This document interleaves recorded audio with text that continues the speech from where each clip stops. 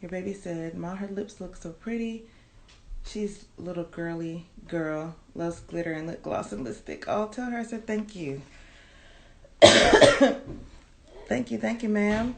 I appreciate the compliment. So there's a lot. I'm pretty sure y'all hear my sons upstairs. I don't. My sons don't know anything about this, but yes, this last line when she says, training all employees on the differences between shame and guilt and teaching them how to give and receive feedback in a way that fosters growth and engagement. Yes, that's very powerful. I think that's very powerful as a parent. I think it's very powerful as a teacher, and in organizations where there are employees. I think that is very powerful, even in your intimate relationships, like being able to have a conversation with your intimate partners about certain things that don't foster shame or guilt, but being able to give feedback to each other in a way that fosters growth and engagement, right? So years ago, I had learned that blame and shame are not acceptable in relationships. It's a part of what's called the progressive love tenets. And it comes from the Progressive Love Academy. It used to be called Juju Mama. They teach a lot about open relating, but they also support, couples in monogamy. So although we're not talking about relationships in that form, they do address this shame and this blame. One of the tenets is no shaming and no blaming each other. There's no shame and no blame because it doesn't foster growth. It doesn't foster engagement. It actually makes each partner disengage. So this is the same thing that Brene Brown is talking about here. When you have shame in an organization, when you have shame in your home, when you have shame in your relationship, it causes disengagement. If there's disengagement, you can't really connect with the other person. There's a distance. There's a wall. There's a block, right? I'm gonna go back to the beginning. When she talks about what the definition of a leader is anyone who holds her or himself accountable for finding potential and developing this potential in people and processes, okay? That's about fostering growth, right? So that goes back even to that last line when she talks about teaching how to give and receive feedback in a way that fosters growth and engagement.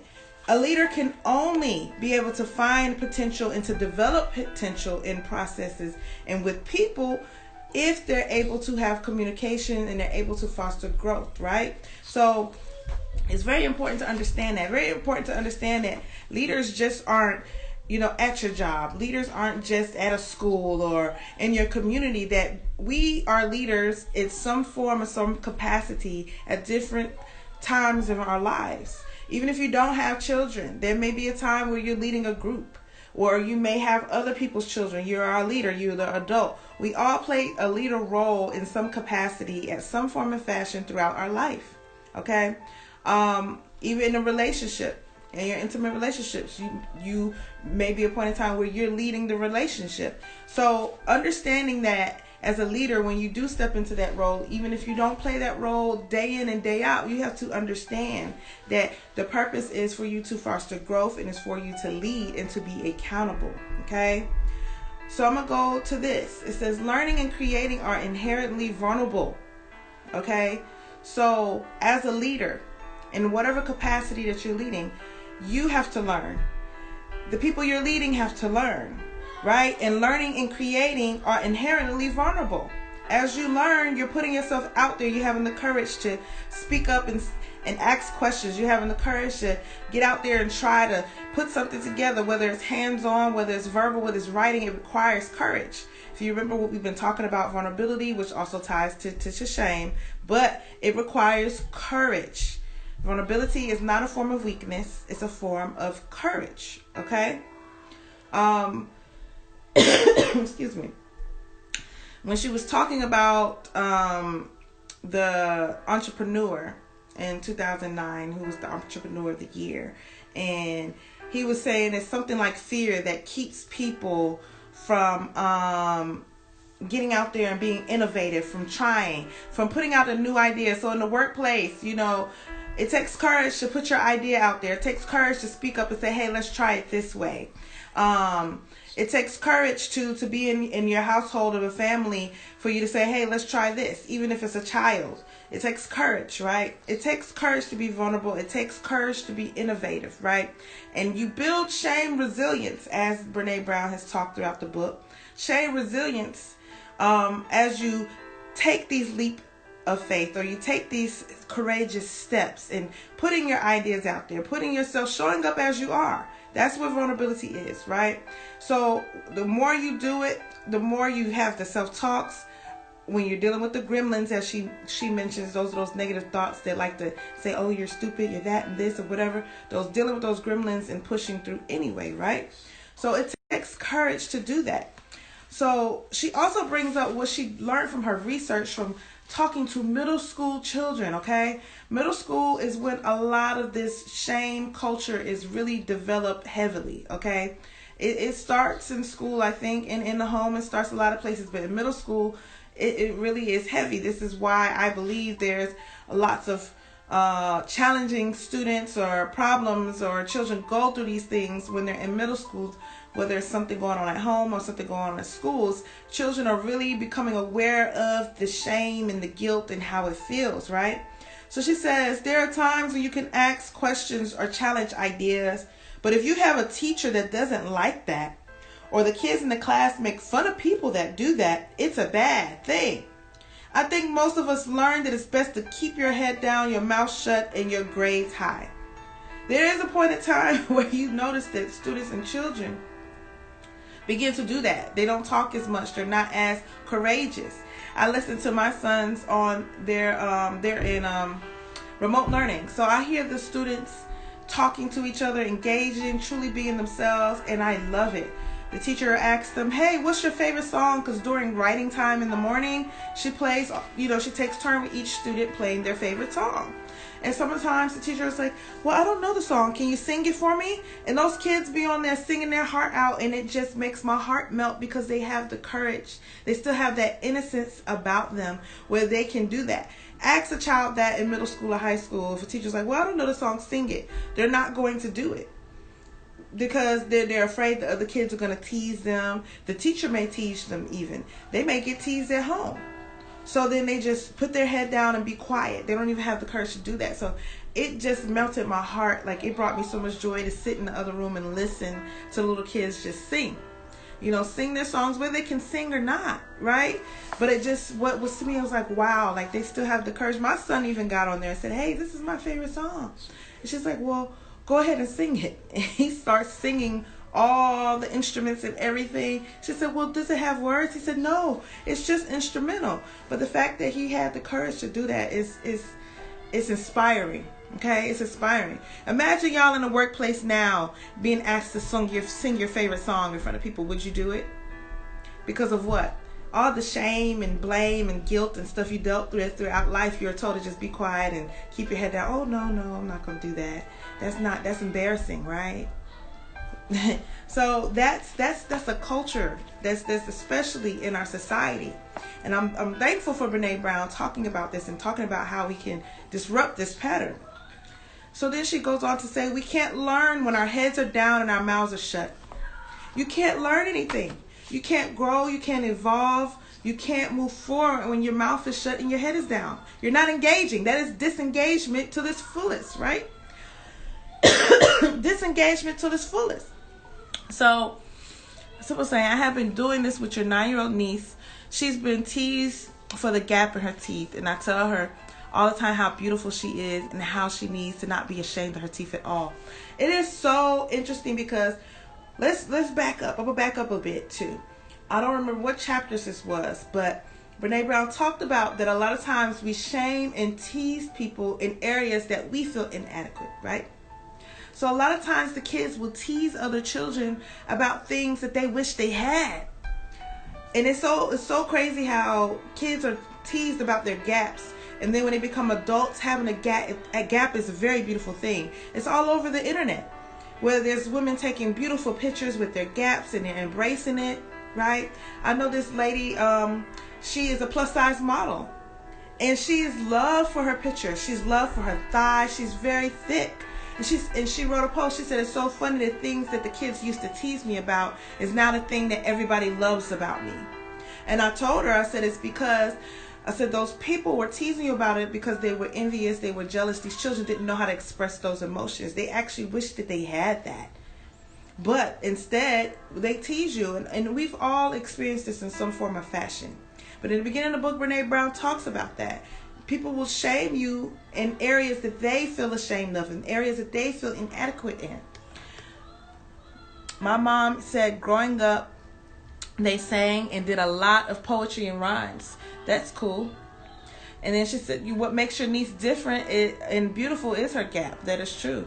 And you're saying you would sing in front of your coworkers. That's good that you still have the courage. There's a lot of people that wouldn't even have the courage to do that.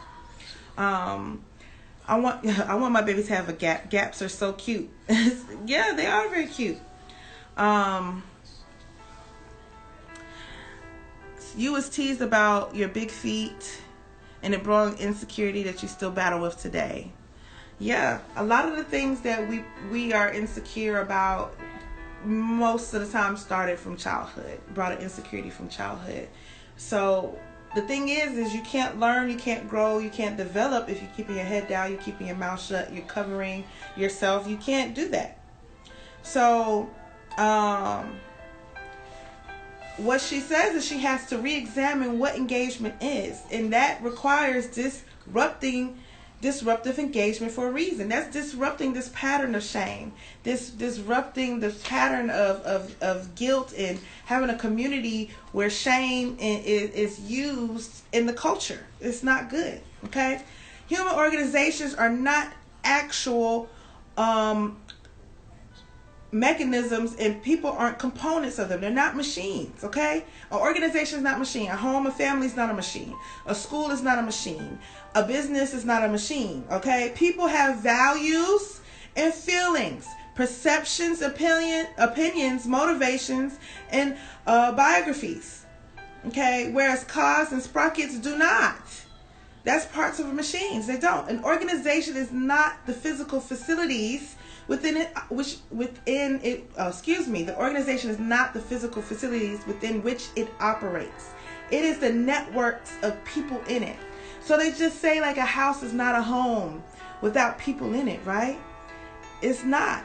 They say a house will die if there's not people in it. A building will die if there's no people.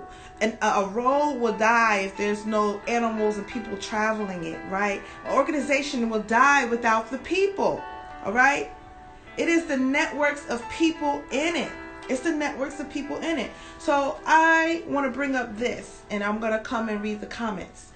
So it was this show called Billions. I can't remember. I think it was on Stars, maybe. I can't remember which, or Showtime. It was on one of those channels. And I watched the series. It didn't continue. I think there was only one season. I enjoyed it. But one of the things that I truly enjoyed about the way there was an organization, they were financial advisors. They did investing for very large clients, very large amounts of money. The owner was a billionaire, which is why it was called Billions. The people that worked there were millionaires. They made lots of money. They did very well. So the thing is, it was a very stressful work environment. It was sales driven. It was competitive. But he hired an on-site therapist that he required all of his employees to go to. They would have to go talk to the therapist. So when they would be in there, because it was mostly men, ruthless, right? Like they mentioned in here, it was harder than high school in some of these work environments. Very competitive, very blame and shame oriented, right? Because it's just, men can get like that. But when they went to speak to the therapist, which they knew was completely confidential, she couldn't speak about it to anybody. Even if the boss came and asked questions about particular employees, she couldn't. They were able to be vulnerable with the therapist. They was able to say, hey, I don't understand why such and such is doing good. You know, I don't feel adequate. And she would encourage them, give them different perspectives. And I know for a fact that his organization continued the way it did because of that. Now, I'm not going to sit here and say it was the most perfect put organization and they did everything correctly. It was a lot of corruptness and politicians got into it, etc., right? But I thought that that was such a good thing to provide the humans in the organization, was to have an on-site therapist, because sales is very competitive. It's very stressful, and they're working with large amounts of money. Their clients are investing millions of dollars. It's not $100,000 or anything. They're investing millions of dollars. They are in control of millions of dollars on behalf of anybody else. They can't afford to necessarily mess up. So I thought it was very, honorable. It's been a few years since I watched it, so don't hold me to it about it being the most perfect. I'm not saying it was the most perfect organization, but that was something that I thought was very good to have. It's an on-site therapist, because the organization thrives on people. So let me get to your comments. Okay. You was teased your entire childhood for being chubby. I was big through your entire life. At first, as a child, I didn't know how to feel, but I knew I was ashamed and hated my body. But as I got older, I loved and embraced all of your body. So just to go based off what she's saying in that comment, the thing is what it was that you didn't like is you didn't like not feeling belonging. You didn't like that you didn't belong to a group. You didn't like that the children teased you and made you feel bad for something. So then now, instead of disliking the fact that, hey, I don't fit in, or I don't have a group of kids that are embracing me, it's now let me hate the thing that they're teasing me about, which is my body. So I'm going to hate my body because my body is keeping this my body's fault for not allowing me to be able to belong to a group. It is human nature for you to feel like you belong. It is human nature for you to be engaged with other people. It is a primal need. It is. So, and as a child, you process it the way you have to, the best way you can. But ultimately, that's what we do. Whatever it is that we get teased for, whatever it is that we get teased about, we end up hating that thing instead of disliking the fact that we don't belong, or disliking that. That's truly what it is. It's the feeling of not feeling like you belong. So it's like, okay, let me dislike me, this part of me, because this part of me is not allowing me to be a part of that group. So, if you remember, it's coming back to me. I can't remember what chapter it was in the beginning of the book. Brene Brown talked about organizations that will say for you to belong, you have to bash another group of people, or like for you to be a part of our man's group, you gotta bash homosexual men, or whatever that is, right? So that is completely unacceptable. That is not a culture that you want to be a part. That's not a group you want to be a part of, because that lets you know, as she's saying, signs that you know that shame is in that culture. That's a way that you know right there. Oh yeah, I was always the tallest female anywhere you went, and big feet. I wear 12 and my shoe collection is the bomb. I know that's right. So, yeah, I'm going to continue. She says, shame breeds fear. It crushes our tolerance for vulnerability, thereby killing engagement, innovation, creativity, productivity, and trust. If you're feeling ashamed, or you're feeling like you don't belong, or you're having these feelings, you are so consumed with that you can't even allow yourself to get into a creative energy. You can't even allow yourself to be innovative. It's so many things that could be created and bloomed in this world that are probably being killed right now because of shame, because of feeling that you won't belong. There's probably so many beautiful ideas that people have inside of them, but they have a fear, because shame brings fear. Fear of not belonging, a fear of being teased, a fear of being put down, which is a shame. It really, really is. It's not good. Shame can ravage our organizations before we see one outward sign of the problem. Shame works like termites in a house. It's hidden in the dark behind walls and constantly eating away at our infrastructure until one day the stairs suddenly crumble. Wow. So shame is not something you can just walk through. Like she said, you can't just do an office walkthrough or walk through the house and know that termites is there, know that shame is there. There's distinct signs that let you know. Here are some of the signs: blaming, gossiping, favoritism, name calling, harassment, Those are behavior cues that shame has permeated a culture, right? When do you see that amongst children the most? Middle school. That's when you start seeing the gossiping, the cliques and stuff. That's where that shame culture really is infested, is during middle school. But a lot of it mirrors, like she says, she realized the school system mirrors the work environment. It's mirroring the same thing. I'm sure y'all have been in work environments. You're like, hey, this is like high school. This is childish. Or this. If you're feeling like that, it's because it's being shame driven. It's being shame driven. Period. A more obvious sign is when shame becomes an outright management tool. I've heard stories from many people about how managers use shame, especially in sales environment.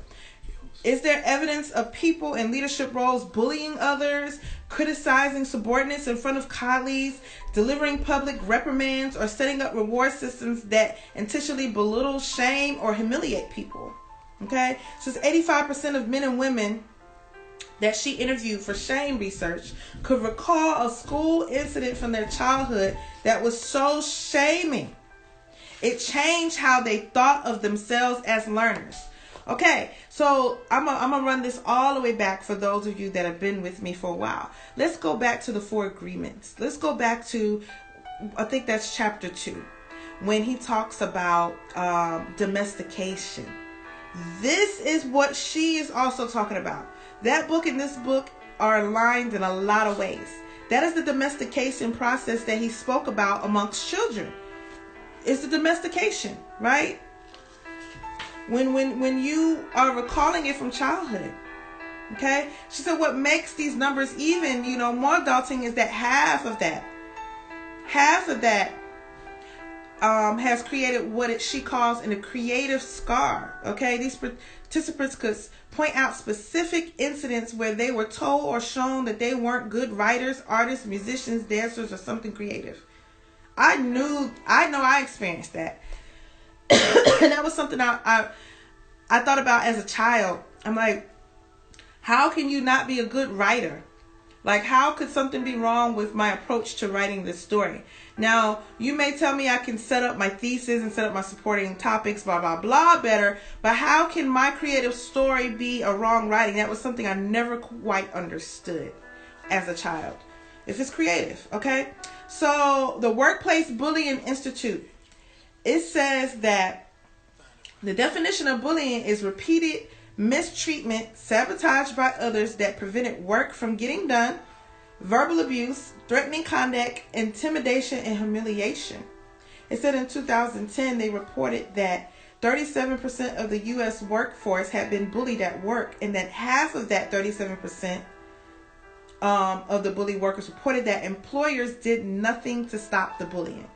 So 37% of the workforce is being bullied. Half of that, and their employers did nothing. They did absolutely nothing. Okay? Nothing.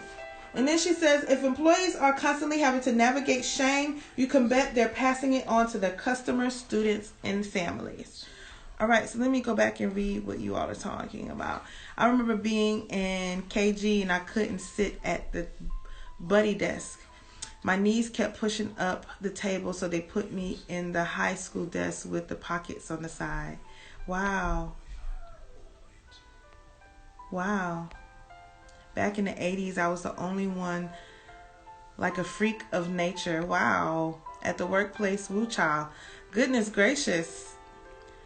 Wow. That's wow. Just the things we go through. You said yes when you used to be working, you used to think it was like high school. Yeah, that's how it is. You've witnessed plenty of this at your job.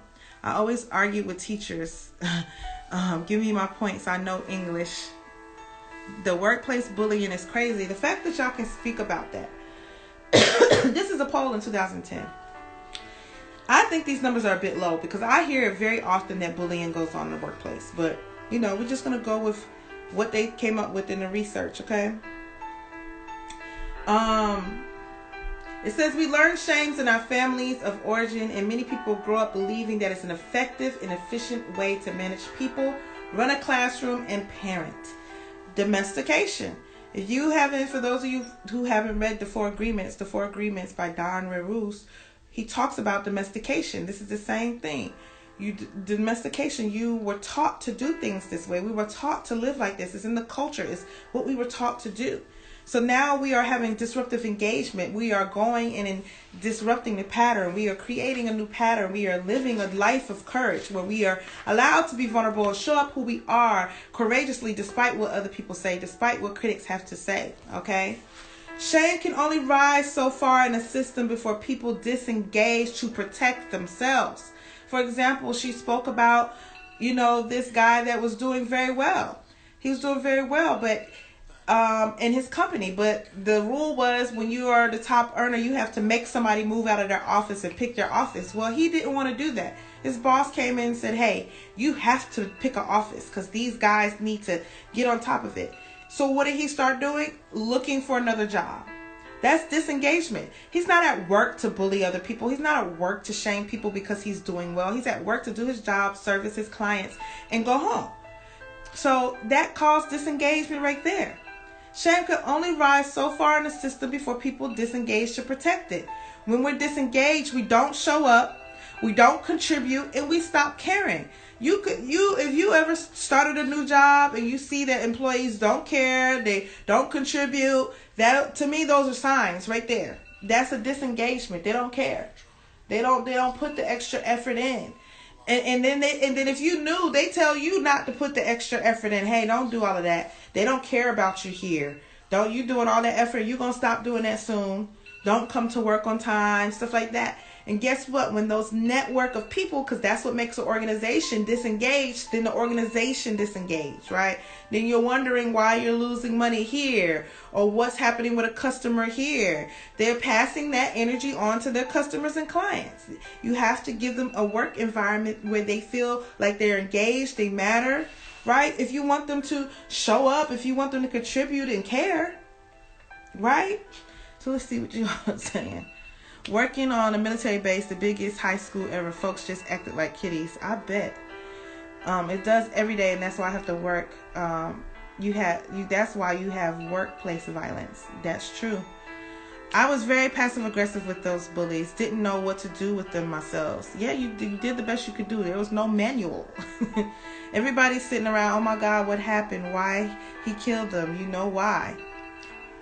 Eventually they realize it's better to be nice to you. So yes, shame and blame is not it. I'm going to go over this last part and then I'm just going to wrap it up. From blame comes shame, then hurt, denial, anger, and retaliation. That's a poem in itself. From blame comes shame, and then hurt, denial, anger, and retaliation. Blame is simply the discharging of pain and discomfort. We blame when we're uncomfortable and experience pain. When we're vulnerable, angry, hurt, and shame, grieving. There's nothing productive about blame, and it often involves shaming someone or just being mean. If blame is a pattern in your culture, then shame needs to be addressed as the issue, okay? I think that's a good reminder to self, because we've all been domesticated. We all have been brought up in a culture that thrives on controlling people of the masses through shame and teaching us that. So there's parts of us that have innately picked up on it. So even if it's blaming ourselves, blaming others, or even if it's how we treat our friends, our children, our loved ones, or anybody around us in our relationship, but just remember, or even if somebody's blaming you, right? That blame is simply the discharge of pain and discomfort. Okay, we blame when we're uncomfortable and experiencing pain. So understand that. Being vulnerable, speaking and being honest with yourself about how you're feeling. Well, that made me uncomfortable. I don't like how that felt. Like, I'm feeling painful. I would like to blame somebody. Just speaking on it and being honest and true in that, right? When the culture of an organization mandates that it's more important to protect your reputation. And that's just not even an organization. That's in the families. I feel like that's strong in some families. Some of y'all have some families where the reputation of the family is more important than anything.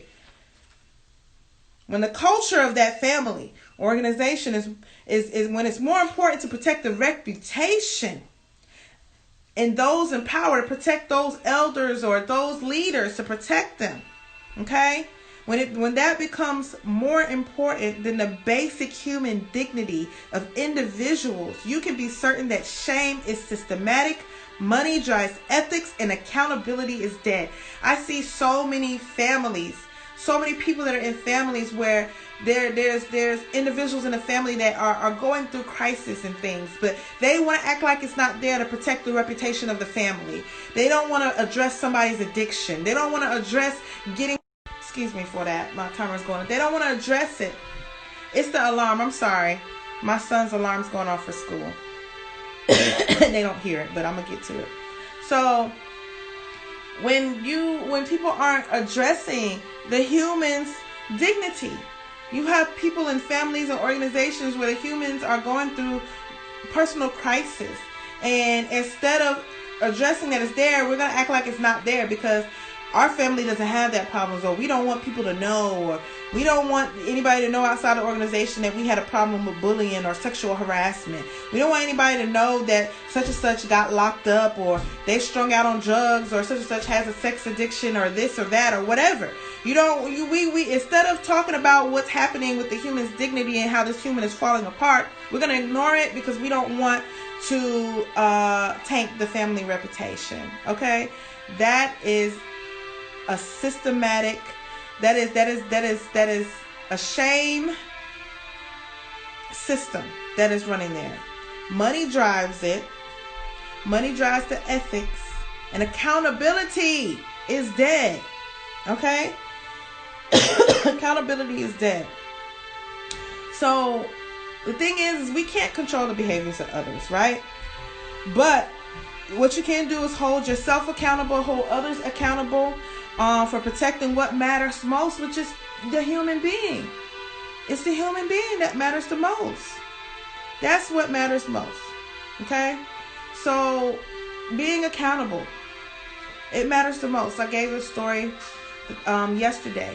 When I went through changes, when I had changes in my family, I wasn't sure how my children were going to respond to it. I wasn't sure how it was going to affect me. I wasn't sure how it was going to affect anybody, right? I wasn't sure, if the distance is separating the family temporarily, because we temporarily were separated in two different states, was going to cause problems with the children. But I knew one thing. I was a person that was accountable. I was a person that didn't run from a problem. So I knew that as long as I stayed accountable and as long as I kept my eyes open and I addressed the issues that I saw, then we can find solutions to it. Because these are my children. This is my family. We can't just ignore it like, okay, life must go on. No. We are human beings. We have feelings. We have emotions. We have things that go on. We have dignity, right? We have to honor that. And I feel like being accountable is a very, very strong way, a very strong thing to do to help with that, okay?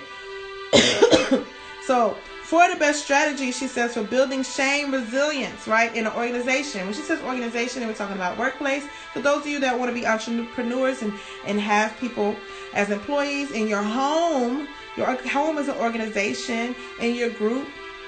In our family, as y'all call us a family, in this organization, supporting the leaders. You have to support the leaders, right? If the leader is being accountable, if the leader is showing up being vulnerable, support the leader, okay? Facilitating a conscious effort to see where shame is, right? Where's the shame? Let's talk about it. Let's support each other through it. Let's normalize it, which is the next one, normalizing the shame resilience strategy. Okay, how do we deal with it? There's been multiple times I've asked you guys, hey, say something that you're ashamed of, and we support each other in that. You all are doing that in the comments right now. Y'all are talking about some of the things that came up from children in your childhood that cause shame and stuff, and you are supporting each other through it. That is how you create a shame resilience strategy. That is shame resilience. And training all employees. Well, we're learning. This is a form of training. We're learning about shame. We're learning how to incorporate it in our life. And we're learning how to show up and be ourselves and be vulnerable. Okay? So let me go back and see what y'all are saying in the comments. My supervisor is a mean girl, but then she needs us because she doesn't fully understand our roles as our employees. Wow. Okay. that's interesting. But I'm pretty sure one thing that I do know, like in organizations, when you have the bosses that are really mean like that, their bosses are probably mean. Their bosses are probably mean. It takes a strong person to have a mean boss and to be able to not be mean to their employees too. It's so funny you're sitting here. You hear that? Yeah, my alarm was going off. Sorry. It was an alarm, so please forgive me. My son turned it off. I didn't want to walk away while we was talking. They have their alarm set for their classes. But yes, that's disruptive engagement. Okay, that's disrupting the pattern. That's building the shame resilience, right? And we're talking about in your families. You're talking about, and when I say in your family, it's the family that you create, right? We all know we have, families outside of us that we can't necessarily control. Like it says, we can't control the behavior of anybody else, right? But there's ways that you can still connect with the other humans. If you know somebody in the family is being ostracized, excuse me, you can go engage with them. Excuse me. In your own home where you're building a family or a culture, like Silva talked about with her niece, the conversations that she's having with her niece. I forgot my water today. Building that confidence, having those conversations.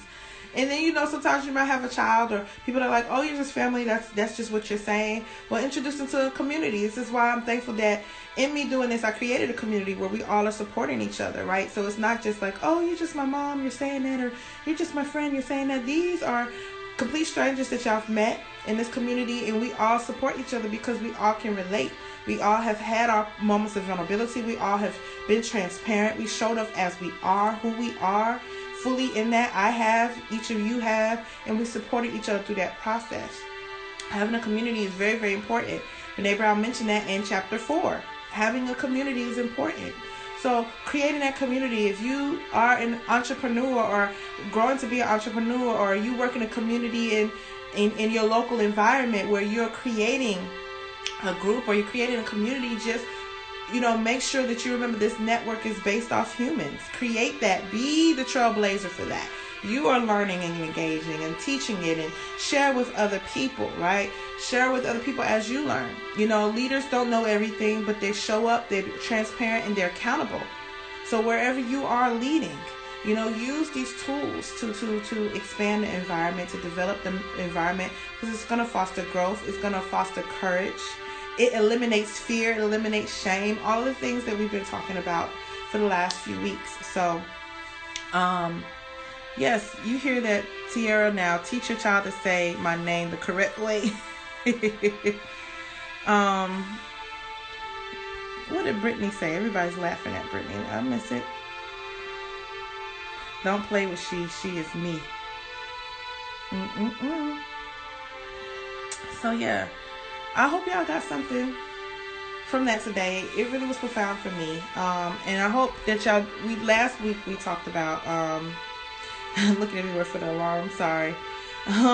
Last week in chapter 5, I remember telling you all to just go through these questions, you know what I mean? About disengagement divide. Is there disengagement? Are you living what it is that what you're saying? Are your aspirational, today my words. I need some water. I'm gonna get some water as soon as I'm done. Are your aspirational values lining up with your practice values? Take an assessment, mental assessment, conversational, all of that. That is something that I know I've thought about throughout the week, and I'm, my kids be holding me accountable. I was coughing the other day. And Desire was like, cover your mouth when you cough. I was like, you right. Cover my mouth. Mom, you left the lights on, you right. They say, you gotta go to bed. I was like, I'm gonna go to bed. I left the lights on, you right. So, making sure that I'm also being accountable to the rules that I set for them. Making sure that I'm cleaning up after myself. I'm doing what it is that I have set the bar for, at least in my family. Sorry about that. My alarm's going off. I gotta change my alarm since my lifetime changed. And IG's letting me stay on longer than an hour. I'm so happy about that. It's not cutting me off. I don't know if y'all noticed. But yeah, just and not fussing. It's in our culture, in the African American culture, Moorish culture, Black culture, whatever term you want to use in the culture. The elders would be like, "Oh, don't do as I do, do as I don't do as I do as I say." So making sure I'm not being that, making sure I'm not passing that on for generations. So, because if my children, they check me, "Ooh, you did this, ooh, you did that," I'm like, "Hey, you right, I did. I gotta do better." You know what I mean? Holding myself accountable too. And then also giving them the benefit of the doubt too. Not being so harsh on them too about, doing what I asked them to do, because I would just give myself the benefit of the doubt, but also having a conversation so we're all held accountable. Having a conversation with me, I'm held accountable. Having a conversation with them, they're held accountable, right? And Tia says, "Thank you, Kenyatta, for bringing these tools in our life." You're welcome. I'm thankful to find them. I'm thankful that, the guys and the goddesses have guided me to these things, guided me to these things. Brene says, "Practice what you preach." Yes, I thank you, truly. It's been amazing 10 months, right? I can't believe it's been 10 months since we've been doing this as a family, as a group. I see people differently now instead of being defensive. Now I know things have nothing to do with me. And it's such a freeing feeling, right? When you realize it didn't have nothing to do with you. So freeing. So freeing. Yes, 10 months, y'all. This has been so freeing and a blessing to us all. Seriously, it has been. It's been a blessing to me just as much as it has been to each of you. Trust me, it has really been a blessing. I watched the interview. So, man is into Kevin Gates. He likes Kevin Gates, and he really admires his marriage to his wife. What is her name? Why is it? Dreka. Yes, his wife Dreka. So they're very spiritual, by the way. So he's like, go watch their interviews. And I watched the interview they did earlier this year, and they spoke about voodoo and Vodun. They talked about their practice. He talked about how his grandmother came to him in spirit form. Very beautiful, right? But it was something very profound that she said, because they asked her, because they've known each other since they were like teenagers. But they didn't start dating and didn't become married till later. And they asked her, how, did you deal with the ins and outs with Kevin Gates? Because he talked about how he was in the streets and he was, addicted to the syrup and all that kind of stuff. And she said, I knew that he wasn't fighting me. It wasn't about me. It was a fight with himself. It was all about him. And he was like, she would tell me that. He said, I've been there, I cheated, I did this. And she would just say, you're only deteriorating yourself. You're doing it to yourself. You're not doing it to me. So she knew how to not take it personal. She understood who he was. She saw his potential. She saw who he was. Yes, and I know that in the cultures they tell you, oh, don't date a guy for his potential, blah, blah, blah. But it takes a true different type of visionary, right? She saw what he didn't see. And she didn't take any of it personal because she said, it wasn't about me. And she said, and I knew it was spiritual. I knew, he said that it was lower vibrations possessing him, making him do things that wasn't his character. And she said it wasn't about me. And that's how she stayed by his side as long as she did. And while they're still together, he had his spiritual awakening experience recently. And now he's changed his diet. They live on a farm. They've been farming this year. It's a beautiful thing. It's a beautiful thing. Yeah, I heard about the farm. So, yeah, that was something that she spoke about that stood out, and you speaking about being free. It's true. It's not about you. What people do is not about you, right? Yes, you set your boundaries, things like that, which she had her boundaries, but, she knew it wasn't about her. So I was like, this is pretty cool. You know what I mean? Like, I like that. That is a situation where it takes, working together. It takes understanding and being in a higher space, right? And knowing that this person is a higher person too. So, she is a true goddess. Yes, she is. She really is. I didn't know much about her. Like, I would see little clips here and there, but when I say he's like loves their relationship, he's like, oh, people always look at Beyonce and Jay-Z as a power couple, but I like them as a couple because they've been through things. Jay-Z and Beyonce got together when they both had money. He's like, but they've been through some things together and they worked through it and got to this really good place. And I'm like, you're right. I was like, you're right about that. So she has an episode on YouTube previewing the farm. Oh, really? That's cool. That is also a dream of mine too. I want to get a big estate here in North Carolina, and I want my state to function on itself. Like, I want farm animals, I want all of it, and I want it to be self-sufficient. Like, I want to get rid of garbage, some of the garbage from pigs. I want to be able to use some of the stuff for compost in the garden. Like, I want to be efficient in that way. That is a vision and dream of mine. I have the floor plan, which has expanded this year in my mind. I've already expanded it. I'm going to build little cottages around the whole estate so that I can have visitors come and things like that. So yeah, excited about that. But thank you all for always being here, for joining me today and giving me a reason to dress up this morning. I was like, I want to dress up, put on a little something, plus my little baby's here, so she get to see me I like doing girly stuff with her around, so she can see, you doing makeup? Yes, I'm doing makeup. So put my little makeup on, my little dress, put my little earrings on. So thank you all. I appreciate you. I'm going to put this video up. I'm going to edit it and put it up on YouTube today. So if you want to go back and listen, if you missed some things, it won't be, the reading portion won't be on here. And if you're watching this on YouTube, the reading portion is not on here. We started chapter 6 at page 184. And we read up until what page did we stop at? We stopped at page 197. And that's what we were discussing today. So I appreciate that. I appreciate all of you. As much as I love Beyonce, I have to think so too, Jamila. She had, yeah. So, yeah, the estate, excited about that. So y'all have a great day. Tomorrow, prayer day. Submit your prayer requests so we can get our prayers in, okay? Tomorrow's prayer day. I'm excited about prayer day. Today's a good day. Each day gets better and better. I'm going to be more mindful of saying that, Tiara. I know I've slacked off with saying it. I don't even have a reason or excuse why. But it is a true statement. It's a true statement. But yes, y'all have a great day.